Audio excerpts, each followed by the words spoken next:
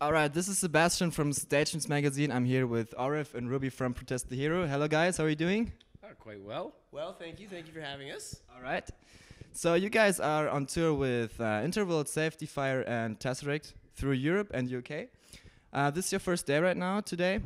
Are you excited for this? Well, this is the third day, but yeah, we're very excited. The tour's going swimmingly. It's wonderful to be with all these gentlemen. We've known most of them for a very long time.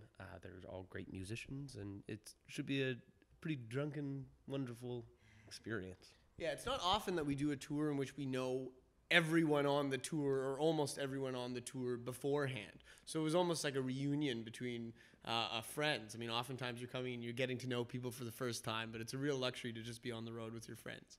Yeah, I think so.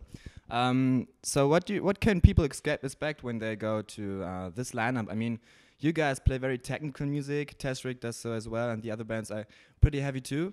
So what can we expect when we go to your shows? A whole lot of self-indulgence. Mostly men in the audience. Mm-hmm. You don't want to come to a Protest the Hero show for the girls because lots of girls listen to our music and they're lovely. But in this kind of lineup, it's a lot of dudes that play guitar in the crowd. Yeah. So you can certainly expect that. You can expect a lot of guitar solos and general wankery. Like if you're not a fan of progressive metal, this is going to be the most boring experience of your life. So glad we have many people who like it. Yeah, you did a US tour with Architects, and we just found out that Architects, they pulled out a few shows before the end of the tour. How did that come along, and how did that feel for you? And yeah, how did you handle this? I mean, this doesn't happen very often, does it? Well, the architects guys, I should not say the architects because it's architects, but they're very near and dear to us. They're very good friends, and we love them very much. But we could tell that there was something up. They were they were exhausted, and they had enough of being in a van driving every day. There were 9-hour drives every day, and they had just gotten out of the studio. They didn't even have any time at home. And I think they just reached the end of the rope. So, it was with, I believe, heavy hearts that they left the tour, but I think that they needed it. Yeah. Yeah, I can imagine that. Pretty hard. Okay, so let's go from all the touring stuff to your music. You have a new album out. It's called Volition, and you did it through a fundraising campaign, right? Yes. So via Indiegogo. Maybe you can explain what was the idea behind it and how you set that up and everything. Well, we had seen a lot of successful video game campaigns and consoles as well. They were making millions of dollars. It's absolutely absurd. And we thought, why don't we apply this to, our band? And then we did a little research and realized that, in fact, bands had done it before, and mostly to great success. So, that's really where the initial idea came from. And, it kind of was out of necessity as well, because with the record labels and the advances that they give you, it really screws you over.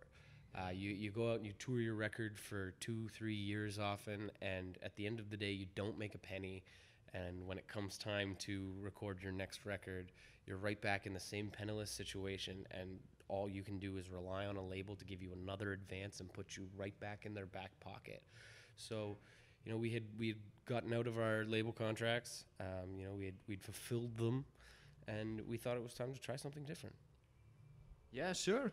So, what would you guys advise for younger bands, for smaller bands, for upcoming bands who kind of have the same idea to think, well, we don't want to be in this role in the music industry, we want to do our own thing, like bands who also want to set up a fundraising campaign? What would you advise to make it successful? Like, did you get anything out of it that you want to tell others?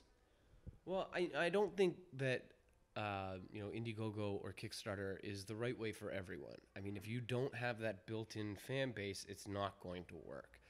I think what is really wonderful, you don't need a record label, you don't need an agent, you don't need a manager to make your band significant or successful. I think Intervals are a wonderful example of that.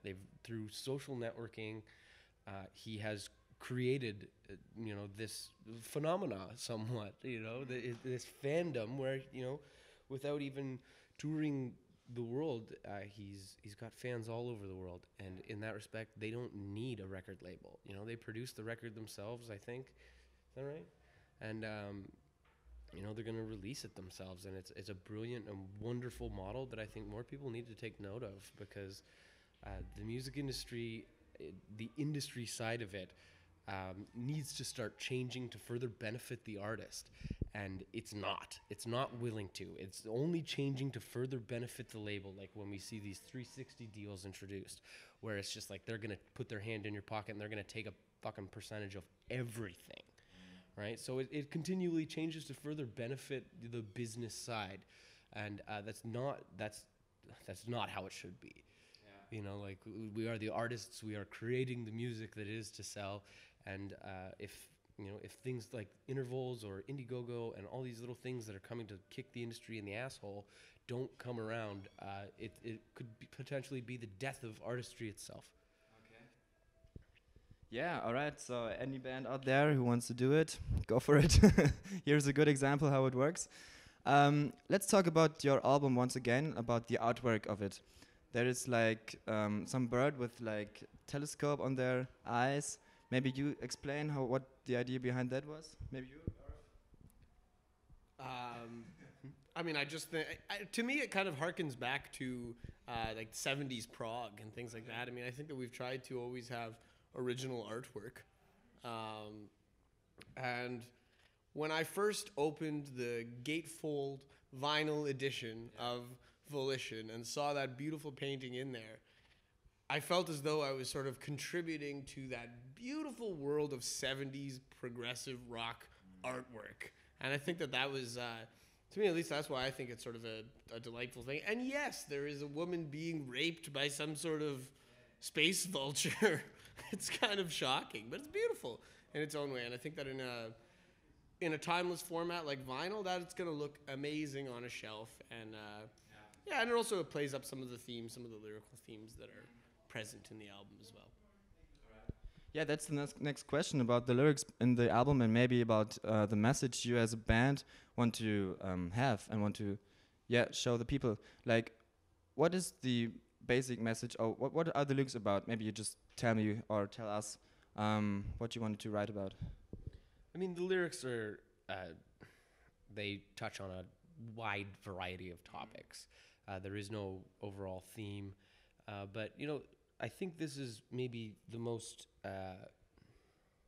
socially conscious record that we've done since we were young men, since we were fucking babies. I don't know. Maybe it's just the idea of social justice is expressed in a lot of different varieties, and if I could say there is a main theme to it, it would be probably that.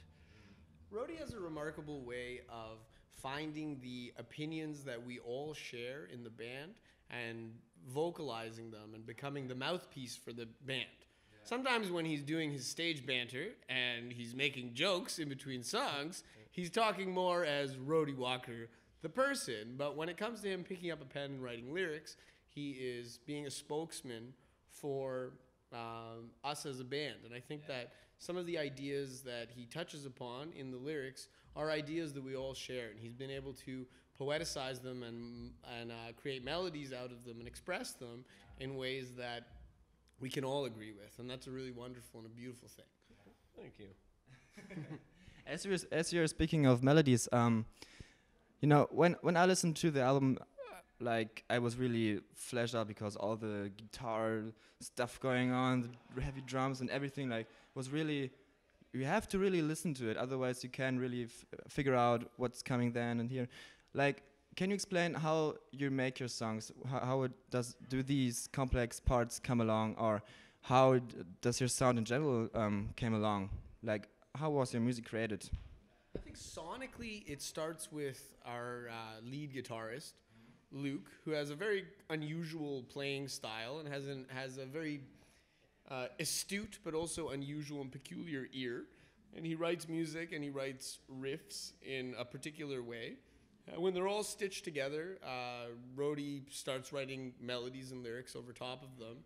And then if he hits on something particularly catchy, then maybe in terms of arrangement, we'll play a section twice, or we'll decide to bring a section back. So there's a skeletal sort of form that the lyrics and the melodies are placed over, and then there's a discussion as to how can we then change the music to facilitate the lyrics and the singing, or vice versa. And that seems to be the MO for how we sort of operate. As far as the guitars, all the guitar playing going on, there's always been heavy guitar playing and technical playing in Protest the Hero material.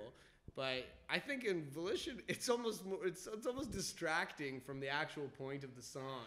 The song itself, the songs are very meaningful, and I think that part of the reason that Volition has been successful in the way that it has is that people are latching on to the message behind the song and not just the technical demands that the players in the band have to meet in order to perform the song.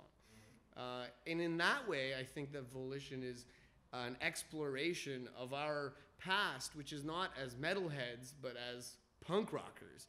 We grew up on punk rock, and while we do play progressive music, I think it's decidedly more punk than our previous albums have been. Yeah, and the other question that came along while I listened to it, like you did a fundraising campaign, and I read in other interviews that you kind of felt the pressure to make it sound good and to make the album sound good. So did this maybe like affected the album, or would you have written it like if you would have written any other album which was like funded through a label or something? I think it would have come out similar, because at the end of the day, as much as there was pressure, and it's like you want to make this good because these people have contributed so much and afforded us such a wonderful opportunity, you have to kind of put that aside. You have to put that out of your mind, and all you can do is the best that you're capable of. And at the end of the day, I think that's what we did. So, yeah, I think that it affects a change in your heart, not a change in your head. In your head, you still have a job to do, and you know what it is. But it's a question of accountability. I hate labels.